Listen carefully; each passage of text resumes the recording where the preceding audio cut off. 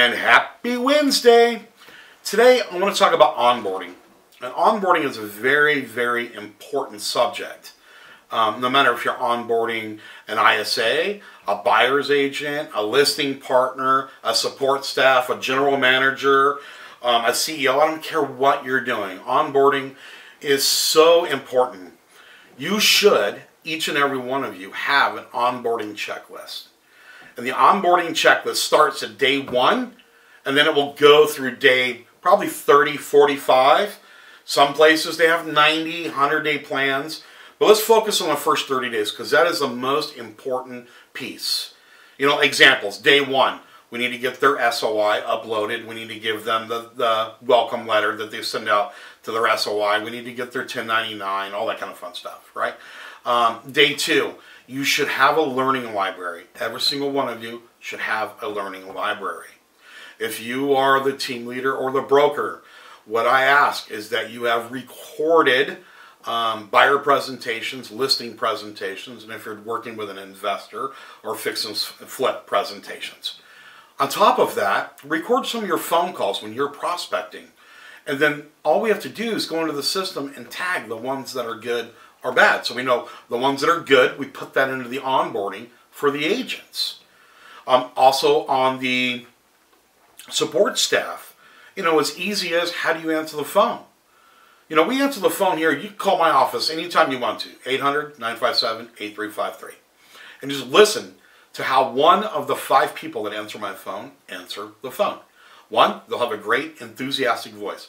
2, it's very easy. It's another great day at Corcoran Consulting and Coaching. This is Bubba. How may I help you? It's a very authentic feeling when it's said. How are you answering the phone? Hey, this is Bubba. Hey, this, John Real Estate. You don't get that impression. And they call it a direct or first impression because a person that answers your phone is a first impression to the public, right? But a lot of you don't think about that. Anybody who answers that phone, you better script, and they better have a great bubbly voice. If not, go hire a flaming eye personality. They're great at it, right? So next on the onboarding process is we have checklists. You need to watch this video, and then you need to send me an email with 1 or 2 paragraphs describing what you've learned out of it or what you could change in your presentation. So we'll do that for ISAs, for buyer listing partners, support staff, closing coordinators, transaction coordinators. There's also another product out there called Camtasia, C-A-M-T-A-S-I-A. Camtasia is a recording product. You download it on your computer, and when you turn it on, it captures the audio, and it also captures your screen. So if you're walking on how to go through the back end of your top producer or Salesforce or Commissions Inc. or Chime or whatever it is, when you can do the learning videos in the back of it, it records the screen and your audio so you can walk them through the process. It's those little things that make a huge difference in getting somebody up and going faster in the onboarding process. Now, what will happen is the onboarding process, there's a task assigned to somebody. Perfect example. When somebody comes on board with our company, there's tasks that have to be done through my operations team, that goes through my COO, that goes through my sales department, that comes to me. It is the hiree's job to take that form and make appointments with each one of the departments. And it's their job to set those appointments in my schedule and their schedules. And it's their job to get my initials saying it's been completed. We give them a 30 to 45 days, depending on if it's a coach or support staff, that comes on board. Because then, after all of the initials and check marks are done, not once has anybody come back to me and said, well, Bubba, you never taught me that.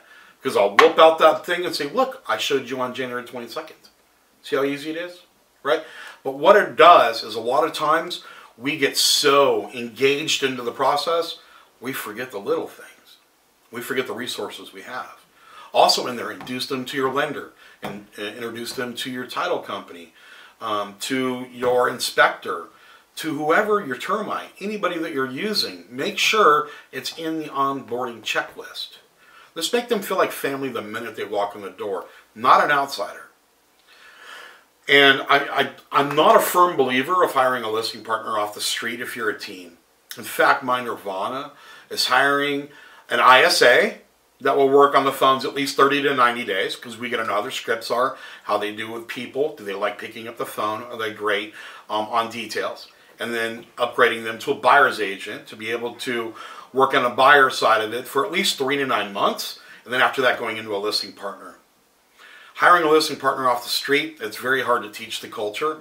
It's also the biggest risk you have for branding and exposure and advertising of your brand. All right? So hopefully that's going to help you. Make sure you work on your onboarding checklist and make sure that we're doing it right the first time. Turnover is the biggest cost out of any industry. You can take 10% of your income and throw it in the trash if you're not doing it right. All right? God bless. Remember, #CrushIt2017. God bless.